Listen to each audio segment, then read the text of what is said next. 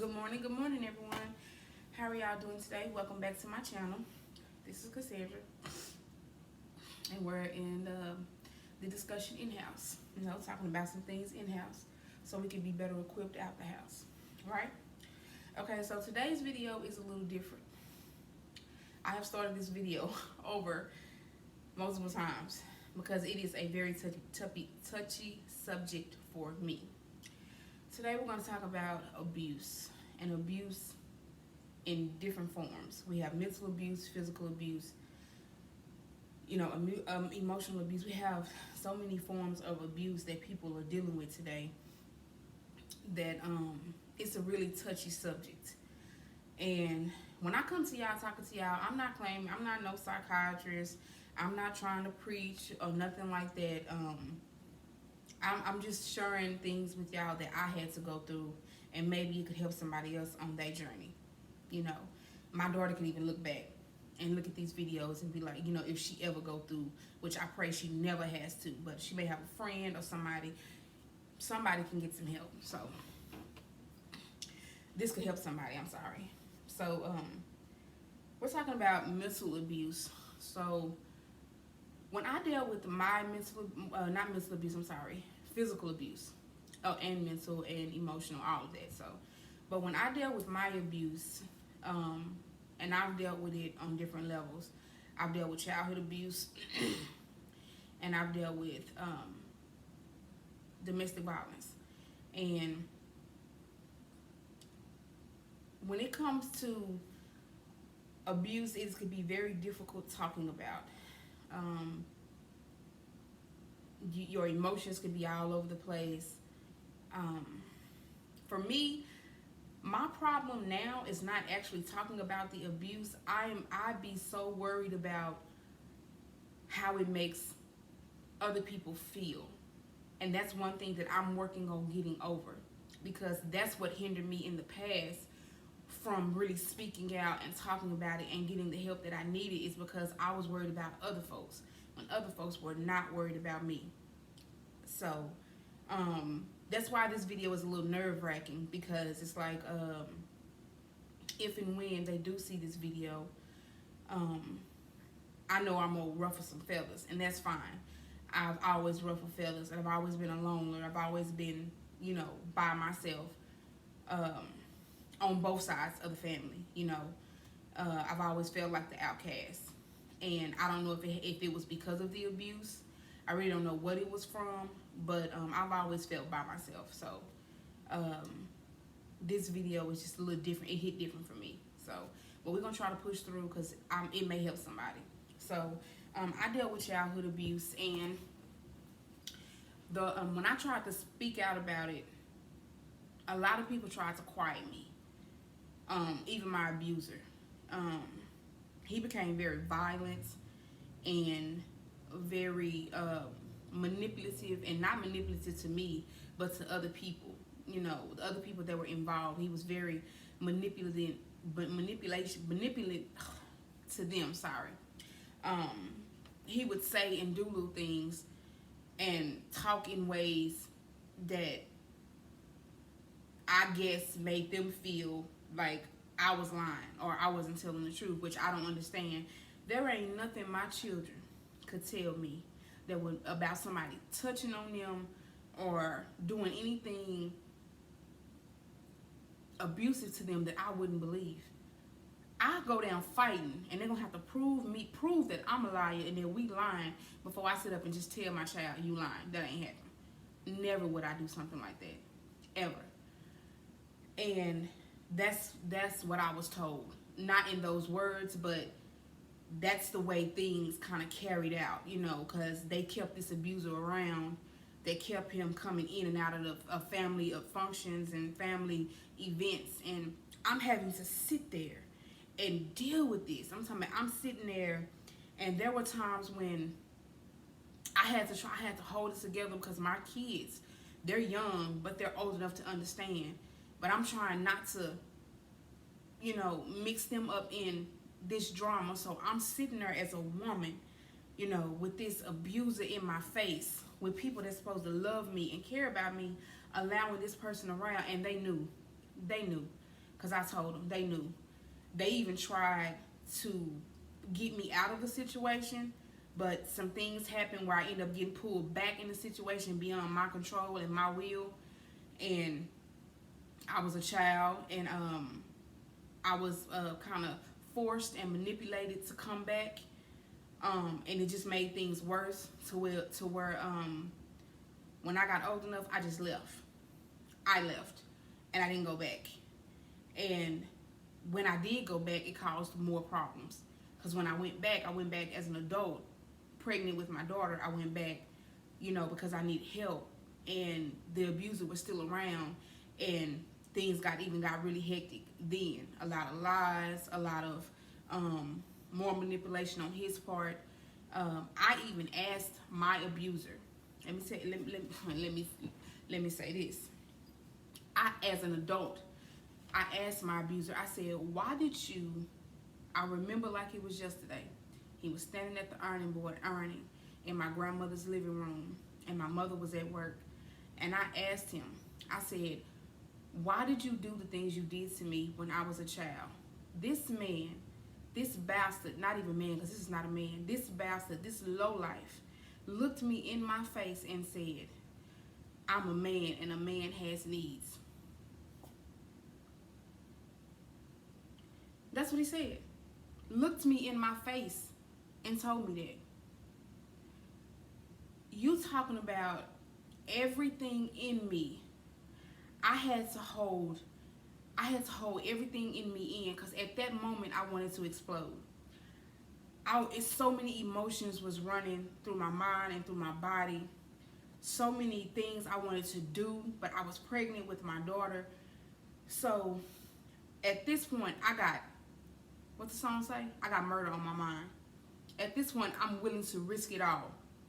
My life, not being in my daughter's life. At that moment, I'm willing to risk it all. I don't care. And if anybody knows me, I don't play.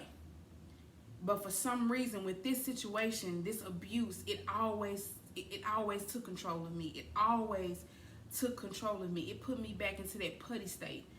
I don't know if you ever been into a situation and you felt like you couldn't move, you couldn't do nothing, you just felt like putty, like you just couldn't lift yourself up, and it was, no matter what you've done, you was just stuck. It put me in that state, and I couldn't do anything. But I had all of these emotions running through my body of wanting to do something. But that baby inside of me, that's why I say, when I tell her she was I believe, along with my other kids, I believe she was my lifesaver. Because if I had said that and I was not pregnant with her, I would have killed him. And that's just the God honest truth. I would have ruined my life, because I would have put him out of his misery when he stood there and told me that. So there were many a times when I had to deal with this person in my presence, and even around my child. And when I wasn't around, then I would come back and he would be around my kid. So it was so many different things that I had to deal with. And on the outside looking in, you don't know what it looked like. That's why I tell people, quit putting your mouth on other people's situation, because you can hear something and then see something and it don't correlate with each other. So you think it's a lie, or you don't understand what's going on. I will never, ever tell somebody who's being abused that they're crazy or that it didn't happen. I would never do that. That is the most disrespectful and unhumane thing you can do to somebody when they're going through something and they're being honest with you and transparent, and you tell them they crazy or it ain't happening. Or, I just don't understand that. So it took me a very long time to get over that part of life, that part of my childhood, and I couldn't deal with it as a childhood because everybody covered it up, and I didn't have a source I can reach out to, because there were also some people that I was trying to protect as well, because there were certain people that I just didn't want to lose in my life. Let's just be honest. I was a child. I didn't know who to go to, where to go to, and the people that I was going to, they wasn't helping me. or they wasn't helping me in the way that I felt like I needed help.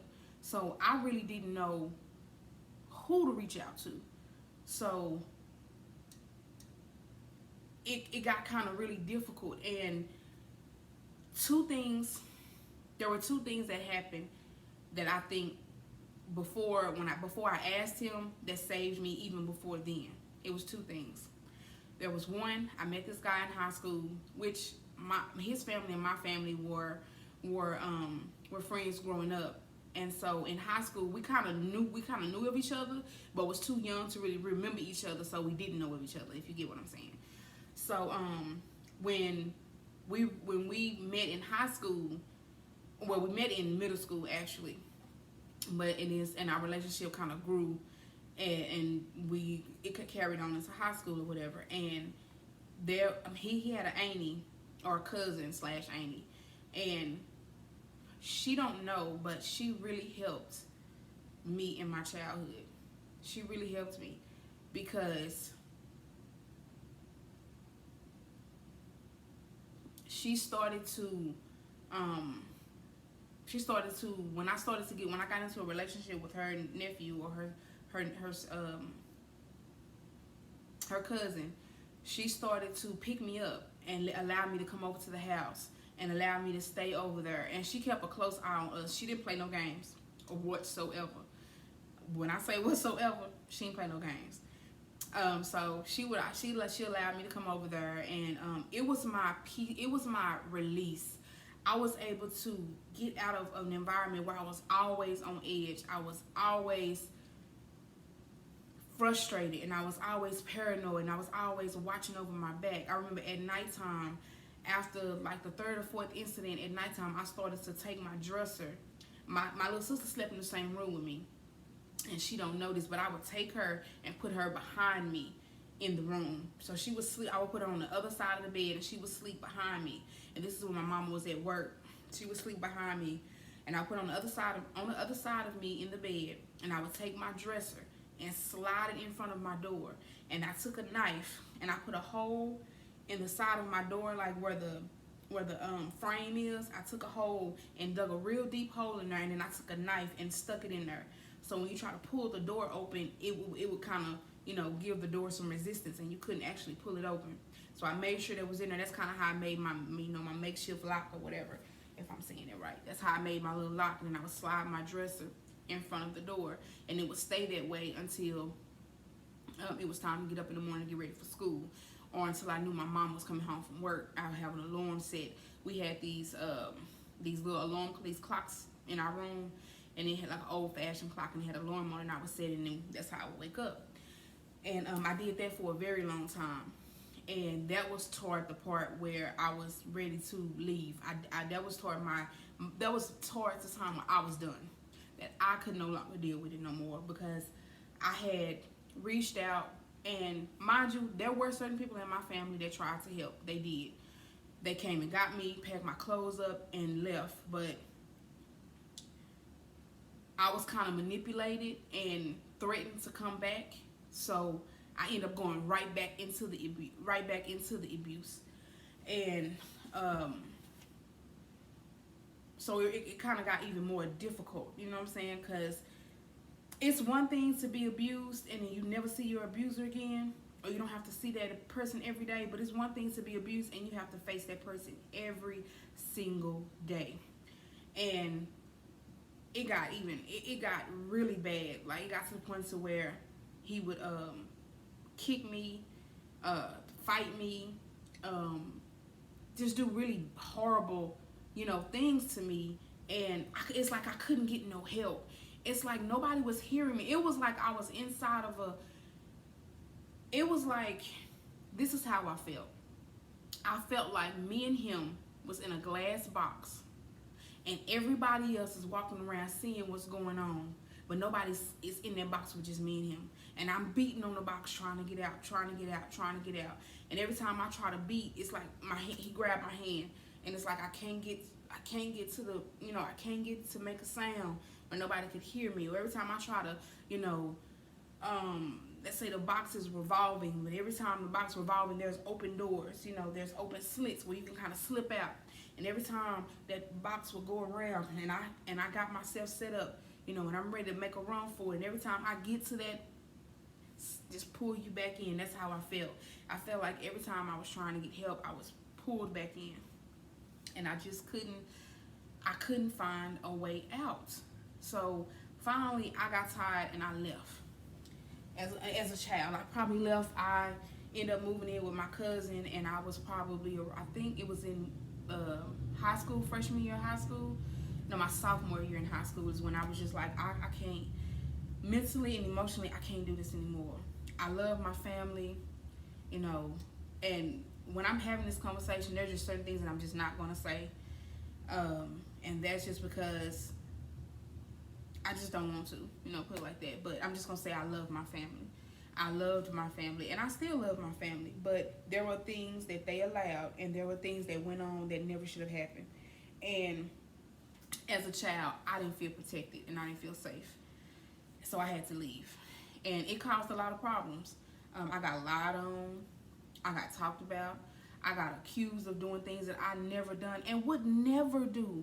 I have such a kind heart, and I have such a respect for my elders and adults, and especially people in my family. They will never understand how much I respect them and how much I held in to protect a lot of people, you know. So I just got tired and I left. But coming into adulthood, you have to start to deal with these issues, because if you don't, they'll eat you alive. They will literally eat you alive. And this issue started to bleed on in every aspect of my life. I didn't trust nobody ever. For a long time, I didn't even care. Like, I didn't care about how nobody treated me, long as they wasn't, long as I didn't have to, put it like this, I allowed certain people or certain things to go on in my life because I didn't want to think about that. That part of my life took so much of my mental strength, even when it came to dealing with my children and everything. It took so much of my mental strength that I would have done anything to keep my mind off of that. So when not getting over that and not getting the help and the, you know, the what I needed to deal with that, I ended up stepping right into more abusive relationships, not knowing it, but subconsciously allowing these things to keep coming into my life, because I'm trying to just find any and everything not to think about that, because it had me so deep. And it's like I couldn't sleep. I remember being in my after I had Kennedy, I would have nightmares about him coming in my room. I would wake up and see him standing over me. It was just so many things that I just couldn't get out of my mind, and I couldn't shake it. I couldn't shake it, and it was a lot. It was a lot. So at this point, I wasn't even screening the men that I was letting in my life. It was like, okay, you showing me some attention, and you telling me I'm beautiful, and okay, come on, we can make it work. Come on. And I ended up, you know, allowing other, you know, bad situations in my life.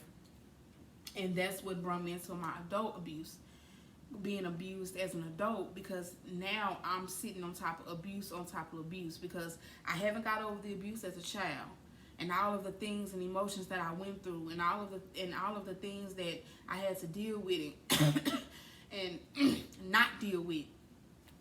And then I get a man to step in, and now he's abusing me.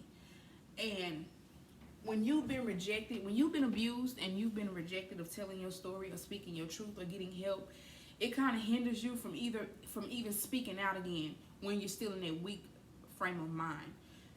It kind of even hinders you from reaching out, getting help. So now you're dealing with abuse on top of abuse. They didn't help you the first time, so why the hell you think anybody gonna help you the second time? And at this stage, I was really afraid. Later on, I stopped being afraid, but in the beginning, I was really afraid. I was afraid of so many things. I was afraid of being talked about. I was afraid of being accused of. Actually, I got accused of wanting it to happen. Like, You know, I had somebody tell me, somebody very close to me tell me, you must have wanted it. You probably did something to make him.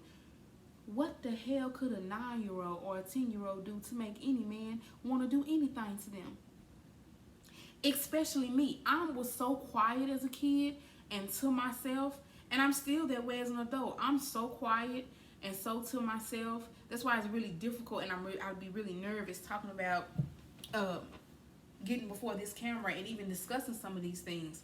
Me breaking out of my shell is something really, you know, different.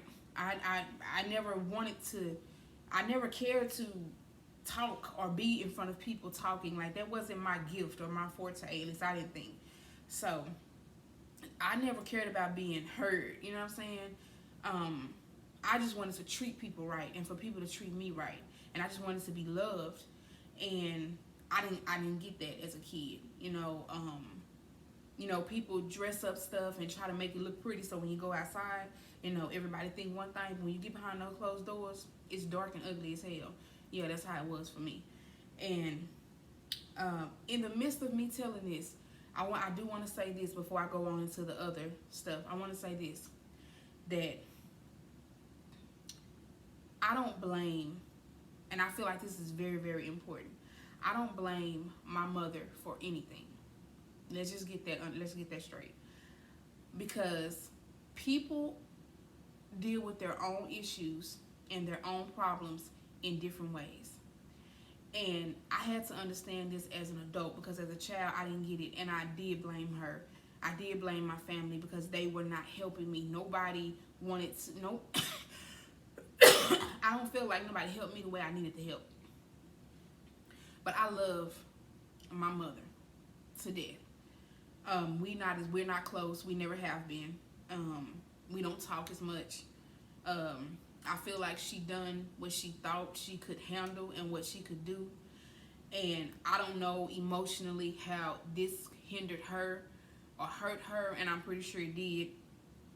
At least I would hope it did.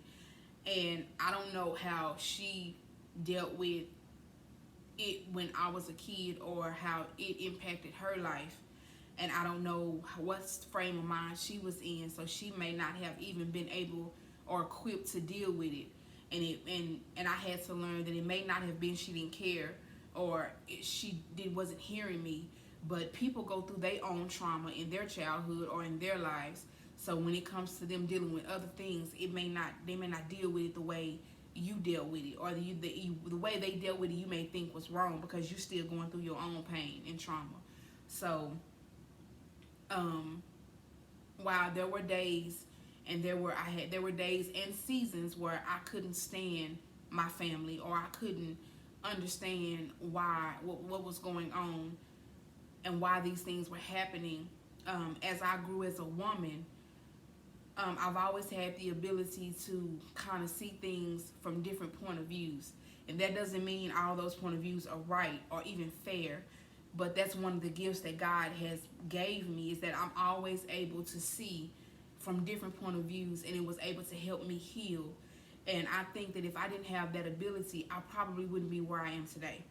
Mentally or emotionally, I probably wouldn't be where I am today, because the kind of hold that had on me as a kid and growing up into my young adulthood, it really could have I put it like this: I've never had suicidal thoughts, but I had thoughts of just giving up, not caring about life, period. Like, I don't care what happened. I don't want to work. I don't want to be strong. I don't want to be, courageous. I don't want to be bold. I just don't want to be. I just don't care. I went through that a lot, because the trauma of the abuse was so heavy on me, till I just didn't care. I really didn't care. But I just thought I just made sure in this video I put, because in no way am I blaming her for anything. It was the abuser. There were certain things that I felt like should not have happened. He should have not still been around. Family should not have still let him come around. But that's I'm not getting into that, because I'm talking about my my situation and what helped me. So we're not gonna pull nobody else in. We're not doing that. I'm not doing that. But I just felt that was important. So if she would ever see this, or anybody that knew me see this, they would understand that I love my mother to death, and I love her to life. But there was just some things that happened that should have never happened. And hopefully one day, we could sit and have a conversation. And if not, that's fine. God deal with his things in his way, and I'm totally fine with that. But so dealing with childhood abuse and going into my adulthood, I'm dealing with this childhood abuse that I didn't get the help from, didn't talk to nobody, a therapist or a doctor, didn't get, and then going into my adulthood, dealing with domestic abuse. And one thing your abuser always try to do is make you feel like nobody's gonna believe shit you say. Excuse my language. Make you feel like nobody's gonna believe anything you say. They try to they keep their foot on your neck. Bad analogy. Sorry. They keep their hands wrapped around you so tight that you can't move. If you even thought about moving or telling, they find a way to tighten their grip on you, whether it be emotionally, physically, mentally, whatever. They find a way to tighten their grip on you. And so now dealing with childhood abuse, I'm already weak. I'm already vulnerable. I'm already willing to deal with anything because I don't want to think about my childhood abuse. I don't want to think about it. I don't want to think about it. I don't want to think about it. I don't want to care. I want to get over it. I want to let it go, but I can't because it's got a hold of me. So now I step into adulthood and I let this guy come in, and he tore me down even more. He tore me down even more. I'm talking about, he came in like it was all good. He was like the perfect person. He was sweet, he was nice, he was kind. He didn't force me into anything. I had this thing to where when I started to kind of heal and get myself back on track, I wasn't sleeping with you within a year. In a year, we wasn't sleeping together. So he waited, and he didn't force me, and he didn't ask, and I felt that refreshing. And all of a sudden, one day, it was like a light switch. It flipped, and he became this different person. I'm talking about, he became somebody I never seen before. He became mean and angry, very forceful, and very demanding. He just switched and he just changed. And I remember coming home from work one day, and I had this friend. He needed a way home. His car broke down and he needed a way home. So I said, I'll drop you off at home, no problem. Dropped him off at home, and then I headed home. So as I head home, we had house phones then. So as I head home, I get home and I'm getting in the shower, and actually I took a bath this night. I didn't take a shower, I took a bath. So I remember getting in the bathtub, and I'm sitting in the water, sitting in the bathtub relaxing, because I like to bathe and then get up and shower, because I like to, so I bathe and then shower. But I'm sitting in the tub, washing myself, and I've gotten the kids situated. They're done took their bath. My son, he's probably, at this point, my son, I already had my son, so my son is, I want to say around 6-7 months. He's in his little bed, sleep. Kennedy's in her room watching TV, and I'm getting ready to get in the shower. So I done got them bathed, fed, they all ready to go to bed. I'm getting in the shower, and my phone ring, the house phone ring, and it was him.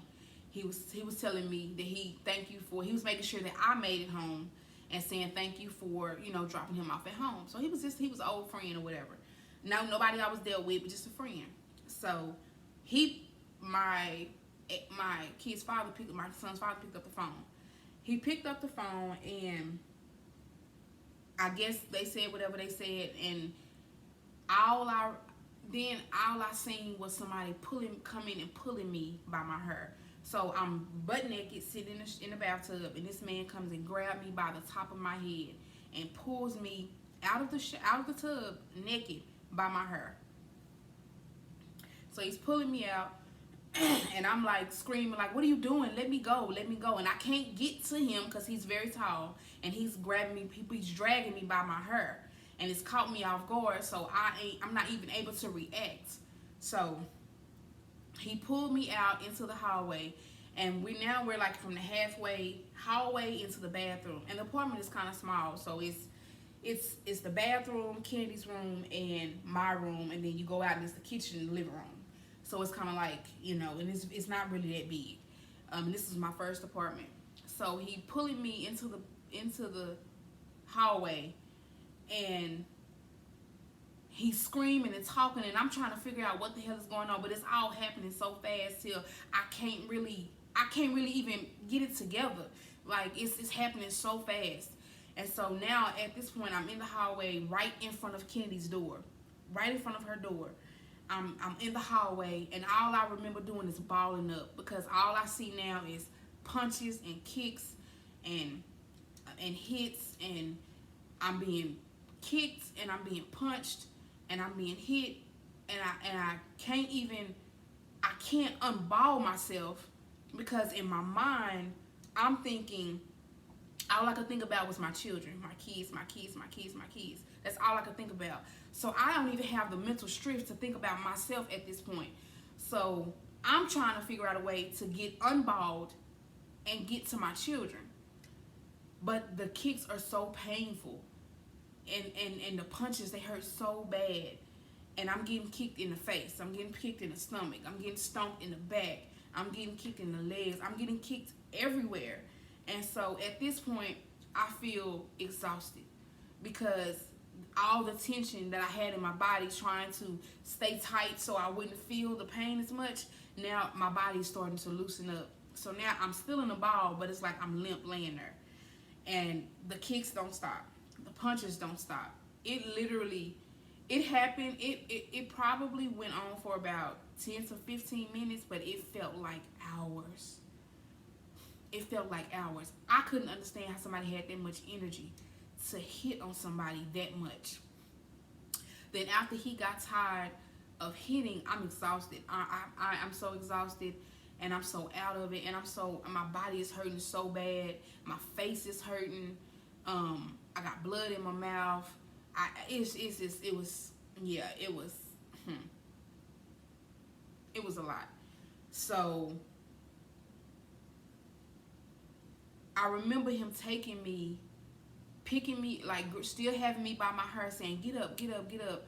And I'm forcing everything in my body. Now, mind you, I don't know what Kennedy's doing, because she in her room, and I know she can hear this.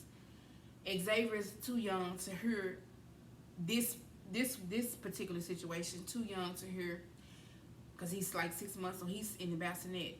And for me, it wasn't nothing but the grace of God, because the fact that boy didn't wake up and scream and cry, God must have put a shield of covering over his ears and over him, because he did not wake up and he did not cry. I didn't hear Kennedy. And maybe they did, and I was just too out of it, and I couldn't hear anything or notice anything. So maybe they were crying or hearing, but I was totally out of it.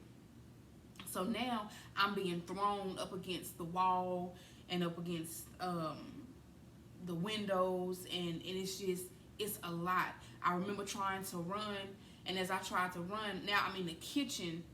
I'm trying to run to the kitchen, because in my mind it's like, go get a knife, go get something to protect yourself. So I'm trying to make my way to the kitchen, because at this point I'm in protective mode. My kids is in the room. I'm trying to find something to do. So I'm in the kitchen, but he catches me before I make it all the way in the kitchen. And now I'm lying on the floor, and he's on top of me, and now he's choking me.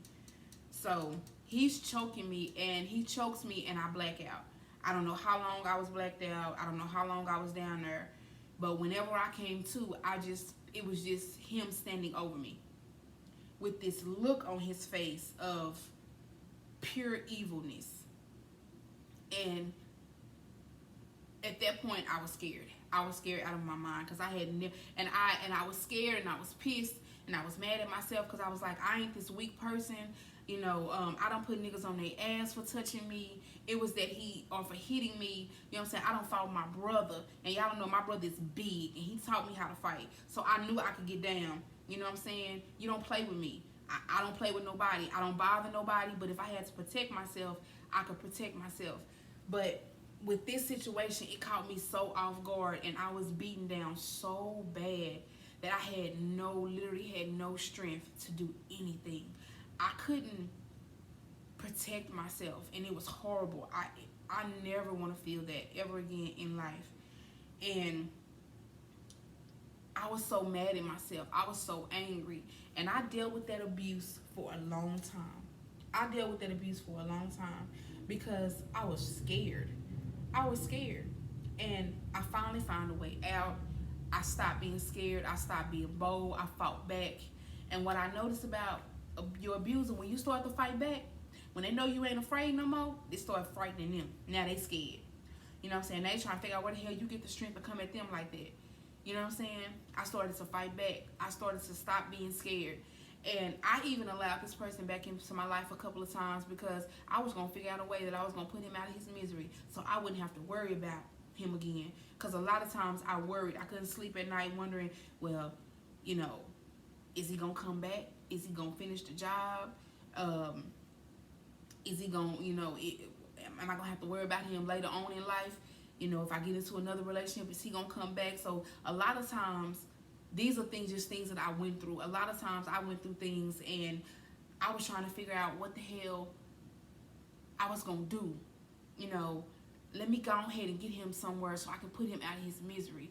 These are some of the things that I was thinking about because I was frightened. I was scared. And I wasn't even in my right mind. I don't even know who I was because I was afraid. And I ain't afraid of nobody or nothing. Never have been. But this situation had me gone.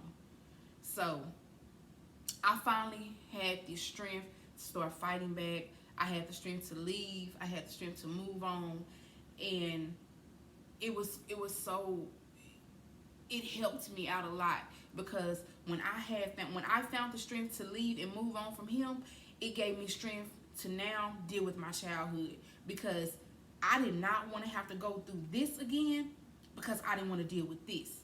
So sometimes when we leave things undealt with and when we don't fix some things in our life, we could go on and life could be going good, but you can get to that stopping point where this that you didn't fix, that you didn't heal from, can creep right on back up.